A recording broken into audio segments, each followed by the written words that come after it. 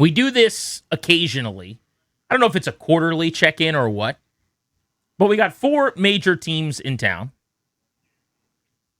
What is your ranking on approval rating right now, Danny? And for listeners, I don't want them to go 1 to 4, but I'd love for you to give me the team that you most and least approve of how they're doing their business or feel best and worst about. It's really, at its core, a favorability or a happiness scale. Now, this is not who's the best and who's the closest to winning a championship, which team wins the next one. We're not doing that. Point is, who's doing what you want them to do? Here's why I bring this up, and I pitched it in our old show conversations. I found myself annoyed at the Capitals last night. The good son, the kid that comes home with straight A's most of the time. They won against Toronto. Why would you be upset, Danny? I needed a couple of those when things were in the balance.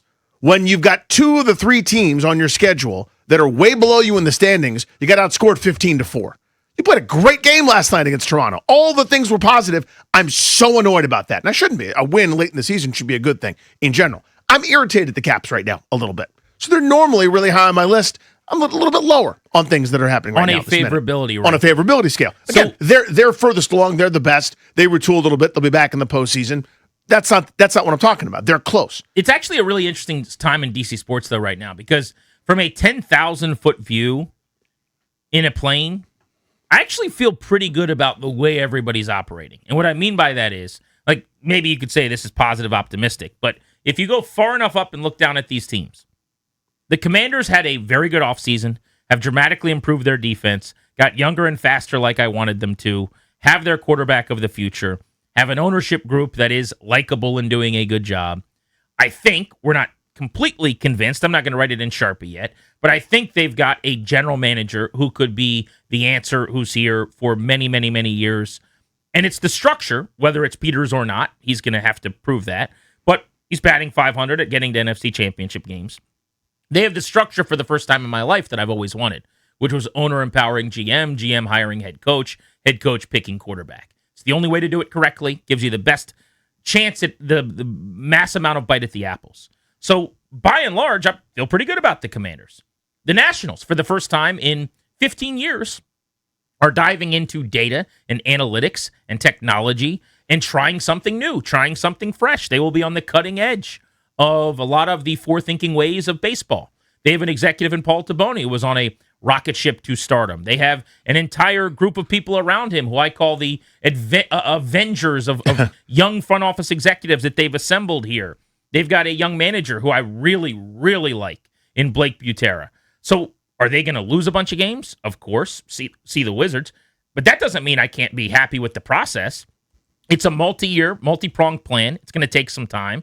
But right now, the people I care the most about, James Wood has homered in 3 of 4 games, and in the other game had 2 hits. C.J. Abrams is leading the league in runs batted in.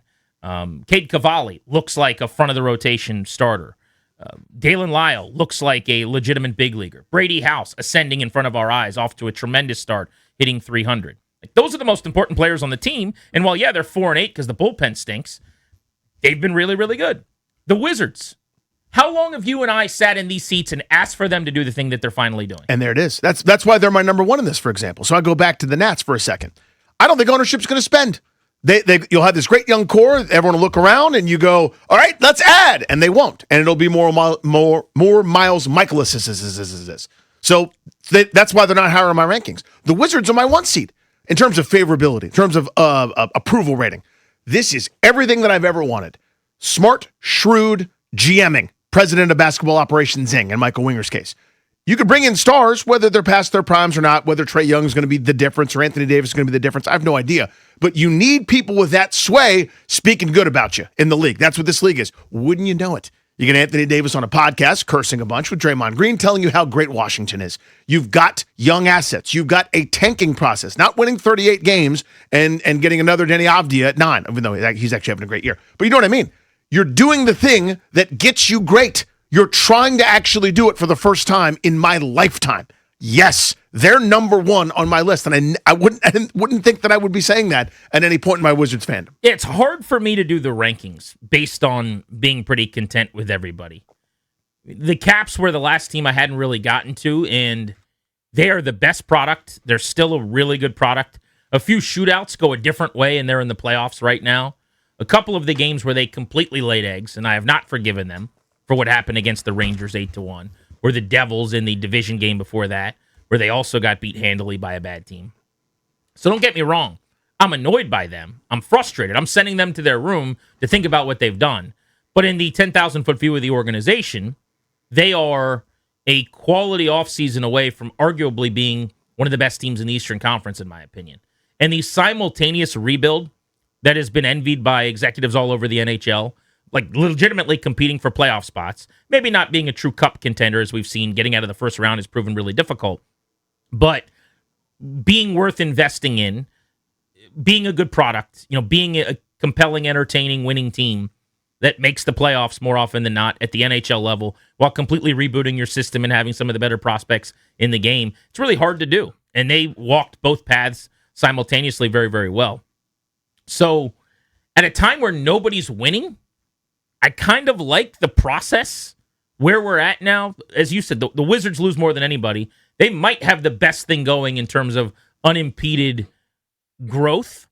I slide them down my list because I didn't love the Anthony Davis trade. It's exciting, it's cool, but the idea of what you could do to me was always better than what you're actually going to do. And what I mean by that is, if they hadn't traded for Trae Young, if they hadn't traded for Anthony Davis, and I didn't know what all that money was going to turn into this offseason or what trades they might make, I think I would like it a little bit more than a point guard who plays offense and no defense, and Anthony Davis, who I think is going to miss a lot of games next year. Now, there's still I fully expect they'd make the playoffs next season in year one of a couple of years where maybe eventually you're a championship contender. As long as they don't extend either of those two guys, I could be really, really happy. As soon as they extend one or both of them, they slide down my list a little bit. Makes sense. Smell what you're cooking there. So we haven't really talked about the football team when it comes to this.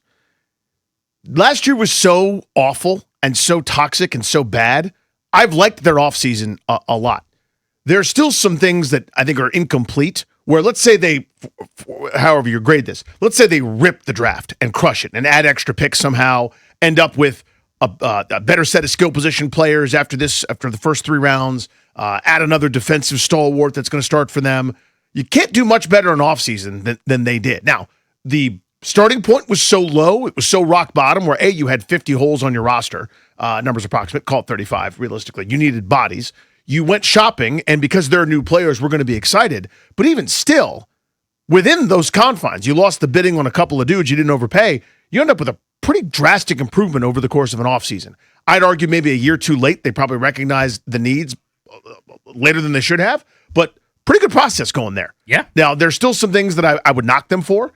Incomplete searches, especially when it comes to the OC. They landed on David Blau. I like him. Thrilled he's here. Again, I won't let the fact that they never called Mike McDaniel go. Maybe a text message happened. I need a formal interview of the offensive genius, please. You could settle on Blau. Please talk to more people. Please unearth more. The didn't offer trade or didn't look to trade. Maybe we could have traded. We knew the market weird thing with Biotish. That's a blotch for me. Those are such minor things in the grand scheme, right? But that's why it's not. That's why they're not my 1 seed. That's what we're talking about. Whether they'd be 1 or 2 or whatever. You can't find any of those with the Wizards. Well, sure, I can. Things that's minor.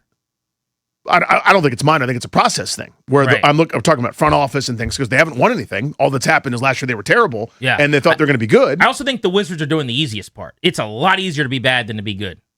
So, in other words, you're grading them on like their process. Their process is, let's make sure we don't win. It's a lot easier to do that than to do everything correctly and win as much as possible. Yes, but also the NBA is different. And the thing that I keep hammering is the cultural element of stuff, where you need a player with Davis's gravity telling everybody how great Washington is. The rep that's happened, that transformation matters more than an individual acquisition or otherwise, right? If they get screwed in the lottery, which they will because it's the Wizards and pick 5th, and it's Caleb Wilson or Darius Acuff or something else instead of DeMonts at number 1, the process is still awesome right there in that regard. You've done more transformative than you have of just losing. Right, a lot of teams are just losing. It's easier to do the process they're doing than the one Washington's doing. In other words, the Wizards' process starting next season is the one that the teams like the Capitals and the Commanders are doing. The one the Nats and the Wizards are doing, which is tear down, be bad, essentially set things up for the next phase. I just think it's like shooting a free throw as opposed to shooting a half-court shot. Now, they might be making more percentage of the free throws, no doubt about that. But let's see what happens when you got to walk back to half-court. But I'd like to tee this up for people next at 800-636-1067. The question being, little State of the Union on DC Sports team approval rankings. Which team's current process and way of business do you feel best about? And which team's current way going about things do you feel worst about? 800-636-1067. The Nats are the hardest one for me to place because the day-to-day of it I actually really, really like. Yep, right now it's good. As you said, at the ownership level, though, and maybe nothing else matters aside from ownership, certainly as much as that, everyone's got a better situation. You know, Ted Leonsis is sitting courtside, and him and Zach are there every single night, and they're invested and they care. Wizards, Capitals. The Commanders, you've got this new ownership group. With the Nats, it feels like Mark Lerner wants to be the owner of the team, but there have been so many stories, and there's so much speculation about trying to sell, not being able to sell. Will they sell after the work stoppage? And then just a lack of spending and seeming commitment that overshadows a lot of things.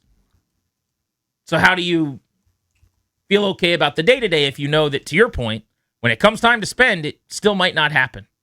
I don't even know what to do with them. That's why they're lowest on my list right now. Even though everything you mentioned previously about the current players, rubber stamp cosign. I've been wildly impressed. And the system's off to a good start. 100%. They got some kids. They got more depth in the minors than they've had in a long time. These coaching staff, the GM, the C-suite level, those guys rubber stamp everything that they're doing. I am in love with it. I'm thrilled. I'm over the moon. It's the big black cloud of mystery that I have no idea how to see through. DC team approval ratings. Who do you feel best and worst about the way they're going about their business right now? We'll take your calls next. 800-636-1067. Logan Paulson on the NFL draft coming up in 35 minutes on The Fan.